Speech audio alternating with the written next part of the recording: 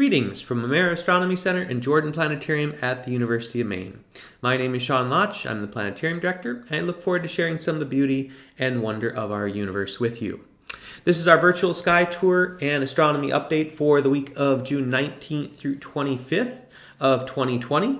And this week we do have a very special event coming up on Saturday. Summer officially begins on the 20th of June this year at 5:44 p.m. Eastern Daylight Time. So this is the actual moment when summer officially begins. It is when the Earth is tilted in such a way that the northern hemisphere is facing the sun most directly. And as a result, that means that we get very long daylight hours. It's the longest day of the year. In fact, solstice means sun stands still, if you will. And so on that day, it's going to, of course, trace its biggest path across the sky.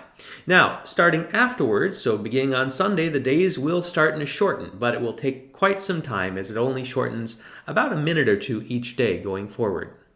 Well, the summer solstice means the path of the sun is going to be rising a little bit north of east, reaching its highest point in the sky, and then, as viewed here from our area, and then, of course, setting in the northwest. Now, the sun never gets directly overhead here in Maine because you'd have to be between the Tropic of Cancer and Capricorn for that to happen, and we're a little bit far north of that.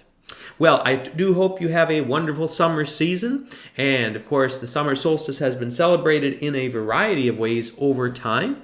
Cultures around the world have celebrated from ancient times, starting with folks at Stonehenge who were watching, and the shaft of sunlight will on the summer solstice come directly in and illuminate the altar stone, to, of course, Cahokia, which is a Native American way of celebrating the solstice, which was basically a wood henge version constructed in the 1300s in southwest Illinois area. And of course, people have had solstice celebrations throughout time, and summer solstice often associated with rites of fertility and rites of passage.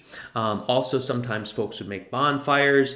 They'd wear crowns or wreaths, if you will, made from flowers and a variety of green materials. So again, summer solstice, one of those times that people like to celebrate.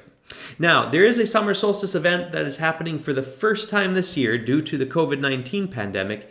The summer solstice is actually going to be streamed live from Stonehenge. Normally, there are events at Stonehenge, but they're normally not streamed live. This year, people can't go to Stonehenge given the current situation, but they will be streaming this event. On Saturday, the 20th, they'll be streaming a sunset event, and then on Sunday, the 21st, a sunrise event. And those are going to be available on Facebook. The planetarium has posted that, so you can check out our Facebook feed and go ahead and find where to find that summer solstice stream. Well, summer we do hope you enjoy quite a bit, and there's also something else happening this weekend that's kind of special. Now, it's not visible here in Maine directly, but you can watch a stream online, and this is an annular solar eclipse, or sometimes called ring of fire solar eclipses. Basically, the moon doesn't completely cover the sun during one of these types of eclipses. The moon is a little bit smaller, and so you get an annulus of sunlight around it. That's why it's sometimes called a ring of fire eclipse. Now, the best place to be for this is actually in India, so it is on the opposite side of the Earth. But there will be some live streams taking place on YouTube, and from our vantage point, or from our time, it's going to start at 11:45 p.m. on Saturday night. And that stream will end around 5:30 the following morning, Sunday morning, with the maximum eclipse happening around 2:40 a.m. on Sunday morning. And again, this annular solar eclipse where the moon doesn't completely cover the sun. Now, with annular solar eclipses, or any solar eclipses, you need special, of course, viewing glasses to see them if you're watching them live. Here you'll be watching a stream of it, so you won't need that, but the telescopes will be fitted with proper solar gear. And during totality, or what we call, you're going to get that annulus, again, that ring of sunlight around the sun. Basically, the sun and moon appear sometimes to be the same size. We can only have a solar eclipse at new moon, which also is going to be happening on Sunday. And it so happens that the moon's orbit is elliptical. And that means sometimes it's at perigee, where it's closer to us, and sometimes it's at apogee, when it's farther away. Well, it happens when it's at apogee, the angular diameter of the moon doesn't completely cover the sun, and that's when you get this annular type of solar eclipse. This is the first solar eclipse of this year. There will be another one visible in South America in December, which is a regular total solar eclipse. And the next total solar eclipse that's going to be visible here in the United States, April 8th of 2024, and totality will pass through Maine. So we will be doing a special event for that a few years out. So do keep your eyes on the planetarium for that information as well. Now, I did also want to mention, we recently started in the month of June this Universe Explorers Club of Maine. It's an online astronomy club using SLOOH, and you can find it on our university, of course, Mare Astronomy Center homepage, astro.umaine.edu. You'll see a little button there that says Explore the Universe, and if you click there, it will take you to this. We encourage you to join. This is going to be a way to get a view of objects through some robotic telescopes in the Canary Islands and in Chile, so you get both a northern and southern hemisphere view of the sky, and you can take images. You see some of the ones I took recently with that telescope of the Whirlpool Galaxy and the Lagoon Nebula there on this slide. So do hope you join us for that. We'll also be conducting some astronomy sort of online star parties, if you will, and those are going to be coming up. We're going to be starting to do some of those in June. So again, do join the club so that you can participate in that, and it does allow you to control telescopes and view taking images live through these telescopes as well. Well, we're going to go ahead and start to switch over to Stellarium and take a little tour of things that are visible in your backyard sky here from Maine this week.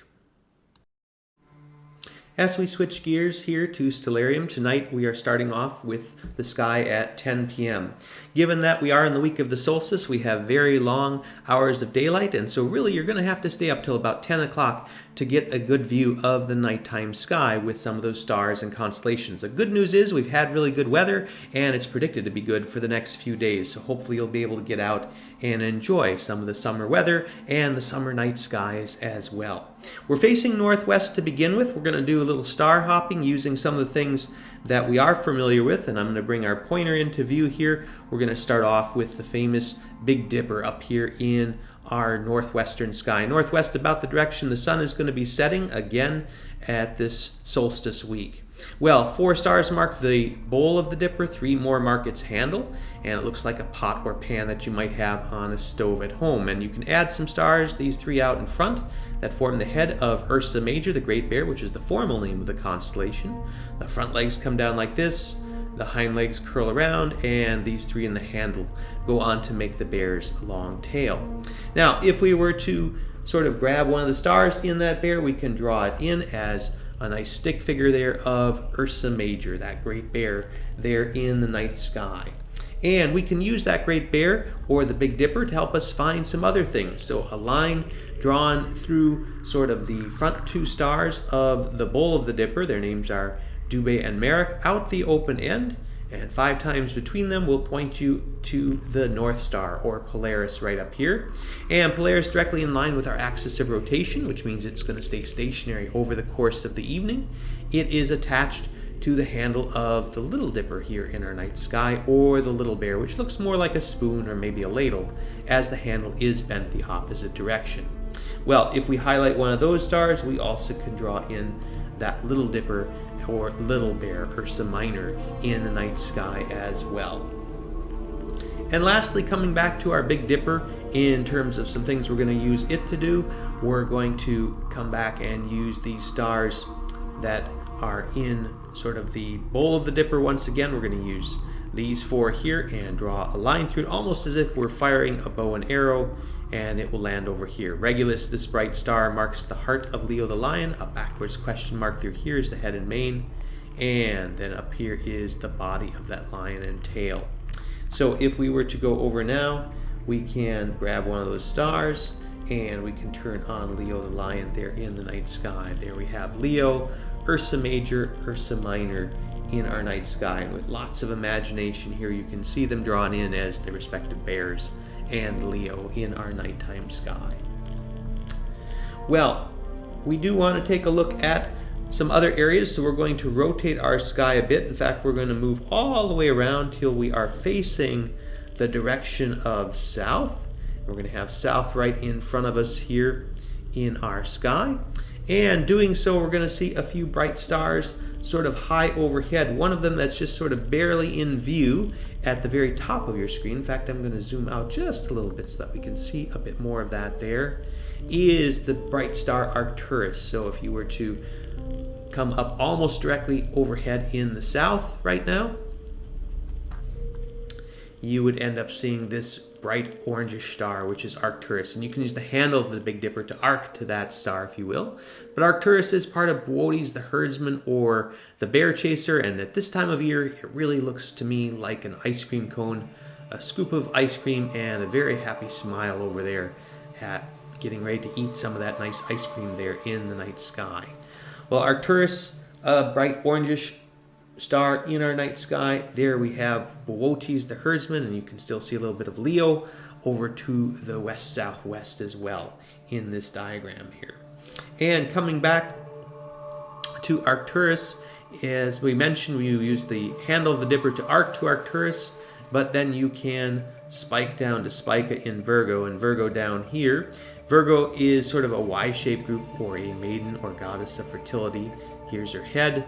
One arm extends out this way, the other arm down to Spica, which is a grain of wheat she's holding in her hand. And so if we come back on over, we can highlight one of the stars in Virgo and get her there as well. And we'll go ahead and draw Virgo and Boötes, the herdsman or the bear chaser, and he's chasing that great bear of the Big Dipper or Ursa Major in the nighttime sky. Well, now that it is summer, we're going to be able to see the bright reddish star Antares in the south as well. And Antares is this reddish star right here at the southern horizon. It marks a part of Scorpius the scorpion. The head of the scorpion is up through here. Its tail dips a little bit below the horizon. You will have to stay up a little bit later to see that entire scorpion, probably till around midnight or so. But Scorpius the scorpion, a very famous summertime constellation. And if we draw it in there, we can see the head of the scorpion up there. And again, sort of most of it except for that tail, just a little bit below our horizon at 10 o'clock tonight. And lastly, for this week, we're going to take one last look at our summer triangle constellations. And we're going to rotate around here just a bit to be able to do that. And now, if we're facing towards the east a bit, we can see those three stars of the summer triangle in our night sky. And again, those would be Vega, Deneb, and Altair, which mark that triangle there in the nighttime sky. That Milky Way is going to come up through it, sort of starting down here near Scorpius and heading up through, again, that summer triangle and back behind you. I do hope you get a chance to see the summertime Milky Way, which is the best view we have, as we talked about last week, here for our state and for the Northern Hemisphere. The best time to see it is in this summer season. Well, that summer triangle is made up of three bright stars we talked about, Vega, Deneb, and Altair. We'll start off by highlighting Altair. Altair is part of the constellation of Aquila the Eagle. There in the night sky, you can see that eagle sort of as a bit of a diamond shape there in our night sky. And we also can come back into our view here with our pointer, highlight the star Vega. Vega is in the constellation of Lyra the Harp. And we can draw Lyra in there. And Lyra is going to be that sort of harp shape there. It's kind of like a parallelogram in the night sky, if you will. And finally, of course, Deneb, which is part of Cygnus the Swan. And the body, neck, and head of the swan come down here. One wing up this direction, the other wing through here. So that is our summer triangle and that group of stars there. Cygnus the Swan, also sometimes called the Northern Cross, and we can draw in that cross there like that. So there you see those constellation figures. Here they are, the eagle, the swan, and that harp drawn in there in the night sky. Well, we do hope that you get out and view the night sky and enjoy some of its wonders. Hopefully you'll have a chance to possibly catch the live stream of the summer solstice events at Stonehenge, or that solar eclipse, that ring of fire that's going to take place on the late evening of the 20th and the early morning of the 21st over in India. Again, keep your eye on the sky, and we look forward to seeing you at the planetarium again soon. And again, watch this page for future announcements about an online star party with our Universe Explorers Club of Maine coming up with SLOOH in the very near future. Have a wonderful week.